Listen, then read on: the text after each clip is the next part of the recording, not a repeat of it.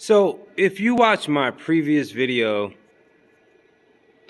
about Jake Paul, I clearly told everyone that if Jake Paul and his brother continue to beat fighters, they would be considered legit boxers. And without a shadow of a doubt, Jake Paul is a legit boxer. Tyron Woodley should have never, ever asked for a rematch because you lost the first fight. You embarrassed yourself in front of everybody, and now you get knocked out, and this will be remembered forever. His whole reputation is tarnished. I think Tyron Woodley looked so weak when he said he would get that tattoo of Jake Paul, but him out here looking like a damn bum, accepting gifts, getting his ass beat like that. I mean, the weakness of man in 2021 due to luxury and gifts and just for a bag, they would sell their soul, literally sell their soul. This man literally just sold his soul right in front of us. He did all this stuff just because he don't have the money that he once had when he was in the UFC. It's all about the money, people. Now, many are saying this fight was rigged, as you can see right here on Twitter. Some say that it was rigged, but in my eyes, this is what you call somebody getting knocked the fuck out. Boom. That's a cold ass right punch, a right hook. And it knocked his ass out. And there's nothing you can say about that.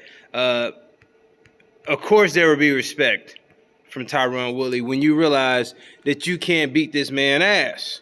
That's what happened when you get your ass beat. It humbles you. It makes you respect the person you're fighting. You won't say nothing else bad about them. And Tyron Woodley will be just like Nate Robinson. And I know a lot of you are saying, who is that? Where is he at? Exactly.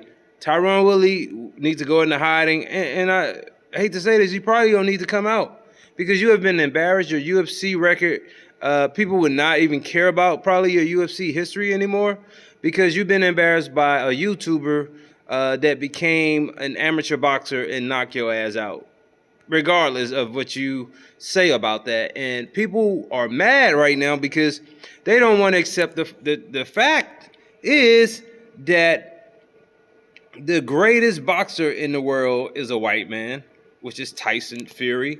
And the biggest promotion going right now are the Paul brothers. The Paul brothers are making more than UFC fighters and professional boxers for their fights. Their ratings is off the charts. Whether you like it or you don't like it, there's nothing you can do about it. You got to live with it. And Black Twitter, you can be mad. You know, we can't do nothing about that. It's a different world. In 2021, white men run the boxing. It's just simple. The sport of boxing is ran by white men. There's nothing you can do about it.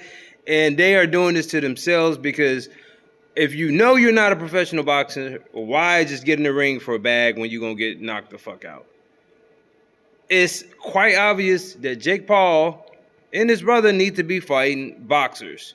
Now, Tommy Fury, that's the fight I wanted to see. I don't know who in the fuck wanted to see this again because I knew it would be the same results. Tyron Woodley is a UFC fighter.